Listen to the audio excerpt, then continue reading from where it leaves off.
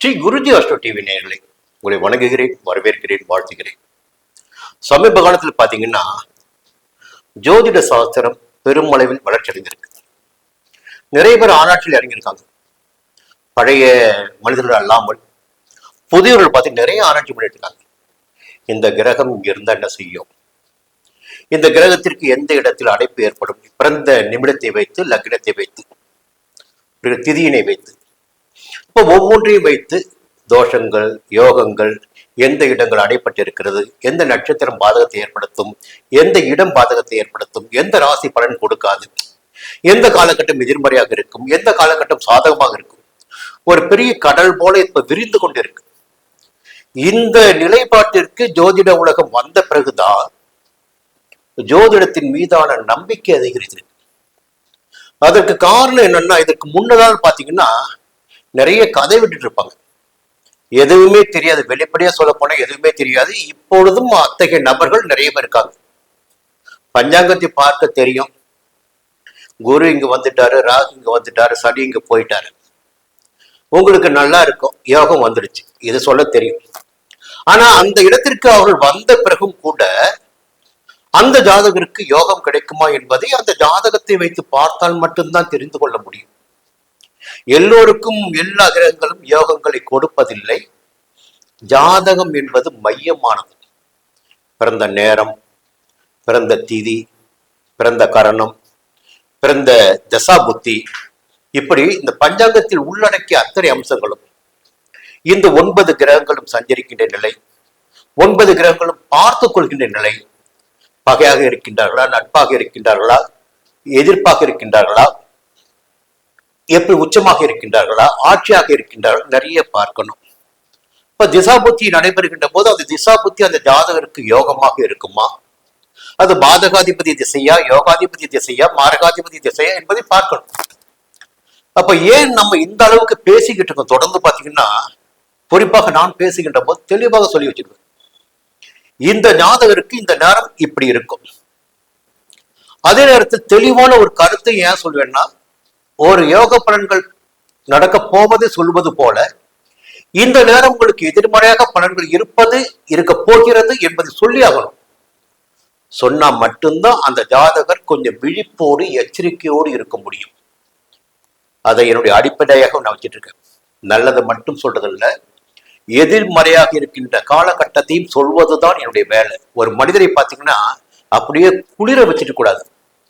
உனக்கு இந்த நேரம் சரியில்லைப்பா, இப்படி வரப்போகுதுப்பா ஆபத்து, கொஞ்சம் ஜாக்கிரதையா இருப்பா, அந்த வழியில போகாதப்பா, அங்க பெரிய ஆபத்து இருக்குப்பா, இது சொல்வதுதான் ஜோதிடம். இப்போ நேற்று நடந்தது எல்லாருக்கும் தெரியும், இன்று நடந்து கொண்டு இருப்பது எல்லாம் தெரியும்.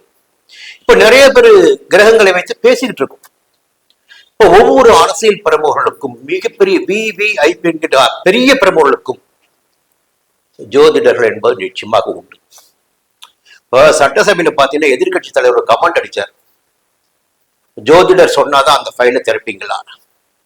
அப்போ ஜோதிடம் எந்த அளவிற்கு பரபரப்பாக இருக்கிறது, நம்பிக்கையோடு இருக்கிறது, நம்பிக்கையோடு பேச வைத்துக் கொண்டு இருக்கிறது என்பதெல்லாம் நம்ம பார்த்துட்டு இருக்கோம். எவருமே இதற்கு விதிவிலக்கு கிடையாதுங்க. என்ன பகுத்தறிவு பேசட்டும், எது வேண்டும் என்றாலும் பேசட்டும், இந்த கிரகங்களுக்கு கட்டுப்பட்டதுதான் மனித வாழ்க்கை என்பதை நாம் புரிஞ்சுக்கணும். கடந்த பிறவில் நாம் செய்த கர்ம வினைகள், நம் பெற்றோர் செய்த கர்ம வினைகள், பாவ புண்ணியங்கள், இதைதான் நம்ம கொண்டு வந்திருக்கோம்.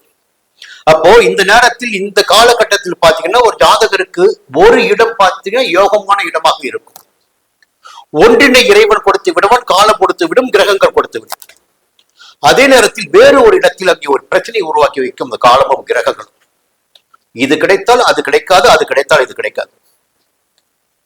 அது வெற்றி பெற்ற ஜாதகருடைய பல பேர் ஜாதகத்தை பாருங்க, புரியுங்களா? நிறைய அது சூட்சமும் உள்ள போக விரும்பல. இப்போ அந்த வேலைகளும் நமக்கு வேண்டாம். இப்ப நம்ம பாத்தீங்கன்னா முன்னாள் முதல்வர் எடப்பாடியார், நேற்றைய முதல்வர் ஸ்டாலின் அவர்கள், இன்றைய முதல்வர் விஜய் அவர்கள், இவர்கள் தமிழ்நாட்டின் சிம்மாசனத்தை அலங்கரித்துக் கொண்டிருப்பவர்கள். இப்ப இவருடைய ஜாதகத்தை நாம் எடுத்து பார்க்கின்ற போதுதான் இந்த நாட்டு மக்களுக்கு எந்த விதமான அனுபவங்கள் கிடைக்கும், இல்ல இந்த தலைவருடைய எதிர்காலத்தினுடைய நிலையினை வைத்து அரசியலில் மாற்றம் நிகழுமா, மக்களுக்கு மாற்றம் ஏற்படுமா என்பதை கண்டுபிடிக்க முடியும். அப்படி பார்க்கின்ற போது ஒரே ஒரு வரிக்குள்ள நான் வந்துடுறேன். இங்க எல்லோருமே பாத்தீங்கன்னா 100 ஆண்டுகள் வாழ்ந்தவர் கிடையாது, 30 ஆண்டுகள் வாழ்ந்தவர் கிடையாது, 30 ஆண்டுகள் வீழ்ந்தவர்கள் கூட 30 ஆண்டுகளுக்கு பிறகு ஒருவர் துளிர்ப்பார்கள். ஆனால் எல்லா காலகட்டத்திலும் பாத்தீங்கன்னா திசா புத்தி இருக்கு பாருங்க, அது நகர்ந்து கொண்டே இருக்குங்க. சுக்கிரன் மட்டும்தான் 20 ஆண்டுகள் ஒரு நபருக்கு, மற்ற சனி 19 ஆண்டுகள், புதன் 17 ஆண்டுகள், இப்படி சூரியன் 10 ஆண்டுகள், சந்திரன் 10 ஆண்டுகள், சூரியன் 6 ஆண்டுகள், இப்படி செவ்வாய் 7 ஆண்டுகள், ராகு 18 ஆண்டுகள், இப்படி திசாபுத்தி நகர்ந்து கொண்டே இருக்கும். கோச்சார ரீதியாக கிரகங்கள் நகர்ந்து கொண்டே இருப்பார்கள். நேற்று நல்ல பலன்களை கொடுத்த கிரகங்கள் இன்று நல்ல பலன்களை கொடுத்துக் கொண்டிருக்கின்ற கிரகங்கள் நாளை நல்ல பலன்களை கொடுக்காமல் கூட போகும். அதற்கு நம்முடைய வார்த்தைகள், நம்முடைய செயல்பாடுகளே அதற்கு ஒரு அடிப்படையாக மாறிவிடும். இப்ப தெளிவா சொல்ற, ஒவ்வொரு தலைவருக்கும் ஒரு ஜோதிடர் என்பது நிச்சயமா இருப்பாங்க.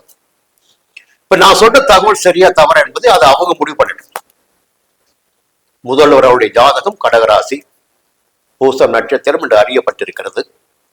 இந்த கடகராசி பூசம் நட்சத்திரத்து, கடகராசி பூசம் தான் நட்சத்திர அதிபதி சனி பகவான். அவர் பாக்கியஸ்தானத்தில் சஞ்சரித்துக் கொண்டிருக்கிறார். பாக்கியஸ்தானத்திற்கு அவர் வந்த பிறகு ஆட்சி அதிகாரத்தை முதல்வர் அவர்களுக்கு கொடுத்திருக்கிறார். சரி, எதிர்காலம் எப்படி இருக்கும்?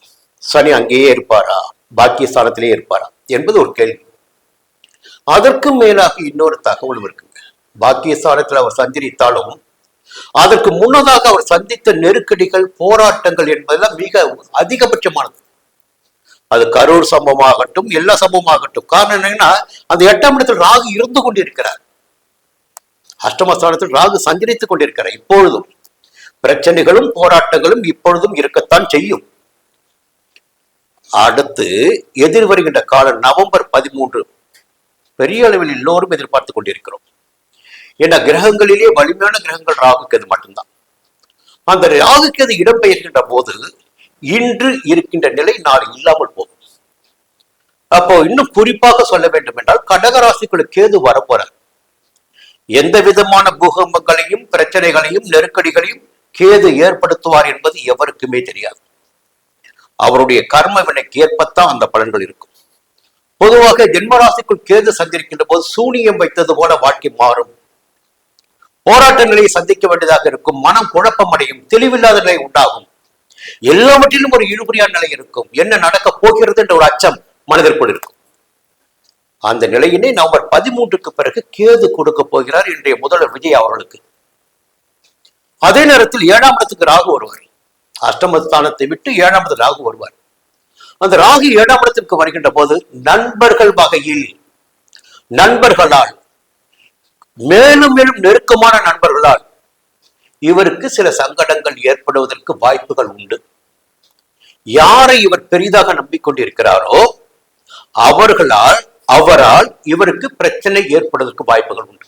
7ஆம் இடம் களத்திரஸ்தானம், நட்பு ஸ்தானம், கூட்டணிக்குரிய இடம். அரசியல்வாதிகளாக இருந்தால் அரசு கட்சி, கூட்டணி கட்சிகள். அப்ப கூட்டணி கட்சிகளே பாத்தீங்கன்னா முண்டி அடிச்சுக்கிட்டு இவருக்கு நிறைய நெருக்கடிகளை கொடுக்கலாம். உடன் இருப்பவர்கள் இவருடைய நிலைமையை புரிந்து கொள்ளாமல் சங்கடங்களை ஏற்படுத்தலாம். அடுத்து ஜென்மராசியை விட்டு 2ஆம் இடத்துக்கு குரு போவது என்பது ஒரு யோகம். அதே நேரத்தில் 9ஆம் இடத்தில் சஞ்சரிக்கின்ற சனி எதிர்காலத்தில் 10ஆம் இடத்துக்கு போவார்.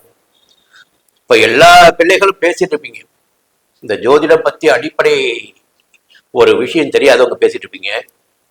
10ஆம் இடத்துல ஒரு பாவியாவது இருக்கணுமே, அது பிறப்பு ஜாதகத்தில், பிறந்த ஜாதகத்தில் 10ஆம் இடத்துல ஒரு பாவியாவது இருக்கணும்.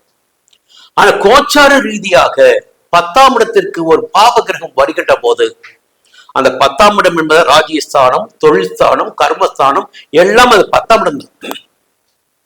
புரியுதுங்களா? அப்போ அந்த இடத்தை அங்கே சனி பகவான் சஞ்சரிக்கின்ற போது போராட்டங்களை ஏற்படுத்தி கொடுப்பார். பதவியில் சிக்கல் வரலாம், ஆட்சியில் சங்கடம் வரலாம், நெருக்கடிகள் வரலாம் என்பதையெல்லாம் இந்த கிரகங்களுடைய சஞ்சாரம் நமக்கு எடுத்து காட்டுகிறது. என்ன வேணாலும் விமர்சனம் பண்ணுங்க. விமர்சனம் செய்வதற்கு முன்னால் என்னன்னா ஈஸியா விமர்சனம் பண்ணலாம். இப்ப நான் பேசியிருக்கேன் பாருங்க, இந்த தகவல் சரியா தவறா என்பதை மட்டும் தெரிந்து கொண்டு ஒரு பெரிய ஜோதிடர் போங்க. நீ யார் நம்புறீங்களோ பெரிய ஜோதிடர் சொல்லிட்டு அங்க போங்க. இப்ப திசாபுத்தி நடக்குமே சார் இப்படின்னு சொல்லுவீங்க. தசாபுத்தி 100% பலன் கொடுப்பதில்லை. அப்படி பார்த்தா உச்ச சனி முன்னாள் முதல்வர்களுக்கு உச்ச சனி தசாபுத்தி அதான் போயிட்டு இருக்கு, பலன் கொடுக்கலையே. கோச்சார கிரகங்கள் தன்னுடைய கடமையை கண்டிப்பாக செய்யும். கண்டிப்பாக செய்கிறது என்றால் எதிர் வருகின்ற சனி பெயர்ச்சி, எதிர் வருகின்ற நவம்பர் 13க்கு வருகின்ற ராகுகேது பெயர்ச்சி இன்றைய முதல்வர்களுக்கு மிகப்பெரிய நெருக்கடிகளை ஏற்படுத்தி கொடுப்பதாக இருக்கும். இப்ப எல்லாருக்குமே ஒரு விஷயம் தெரியும், எந்த கிரகத்தினால் பாதிப்பு ஏற்படுகிறதோ உடனே அந்த ஸ்தலத்திற்கு போயிடும். அந்த கிரகங்களை பலப்படுத்துவது, அந்த கிரகங்களின் காலில் விடுவது. அப்போ நமக்கு ஒரு பலன் கிடைக்க வேண்டும் என்றால் நமக்கென்று ஒரு கிரகம், ஒரு கிரக ஸ்தலம் இருக்கு, அங்க போவாங்க, போவதற்கும் வாய்ப்புகள் இருக்கு. இருந்தாலும் பரிகாரம் என்பது மழையில் குடை பிடிப்பது போலதான், மழை பெய்ந்து கொண்டுதான் இருக்கும். மழை விட்டும் துவானம் விடவில்லை என்பது போல சங்கடங்கள் இருந்து கொடுத்தான் இருக்கும். என்ன பலன்களை கிரகங்கள் கொடுக்க போகிறார்கள் நவம்பர் 13க்கு பிறகு, எப்படி நெருக்கடி வரப்போகிறது, உங்களுடன் சேர்ந்து நானும் பார்க்கத்தான் போகிறேன். தொடர்ந்து பேசுறேன். நன்றி, வணக்கம்.